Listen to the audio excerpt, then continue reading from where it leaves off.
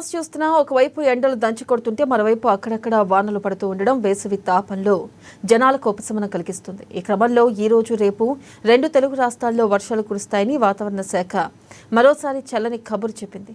పలు జిల్లాల్లో ఉరుములు మెరుపులతో కూడిన వర్షాలు కురుస్తాయని, అలాగే కొన్ని జిల్లాల్లో వడగండ్ల వానలు పడే అవకాశం ఉందని తెలిపింది. ఆంధ్రప్రదేశ్లోని అనకాపల్లి, అన్నమయ్య, పార్వతీపురం మన్యం, శ్రీకాకుళం, కాకినాడ, కోనసీమ, శ్రీ సత్యసాయి, ఏలూరు, తూర్పుగోదావరి, వైఎస్ఆర్ జిల్లాల్లో పిడుగులతో కూడిన తేలికపాటి వర్షాలు పడే అవకాశం ఉందని ఐఎండీ తెలిపింది. ఈ నేపథ్యంలో ఏపీ రాష్ట్ర విపత్తు నిర్వహణ సంస్థ కూడా తీర ప్రాంతాల్లో అధిక ఆటుపోట్లు ఉండవచ్చని, మత్స్యకారులు వేట కోసం సముద్రంలోకి వెళ్లొద్దని హెచ్చరించింది.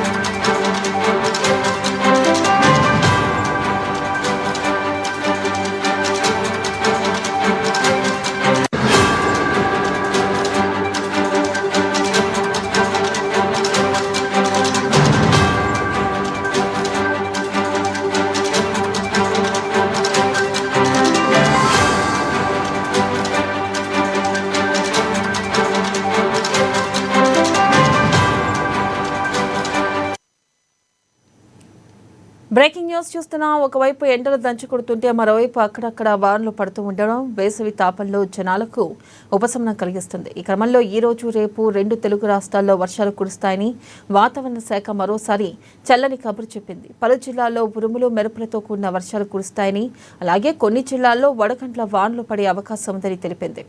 ఆంధ్రప్రదేశ్లోని అనకాపల్లి, అన్నమయ్య, పార్వతీపురం మన్యం, శ్రీకాకుళం, కాకినాడ, కోనసీమ, శ్రీ సత్యసాయి, ఏలూరు, తూర్పుగోదావరి, వైఎస్ఆర్ జిల్లాల్లో పిడుగులతో కూడిన తేలికపాటి వర్షాలు పడే అవకాశం ఉందని ఐఎండీ తెలిపింది.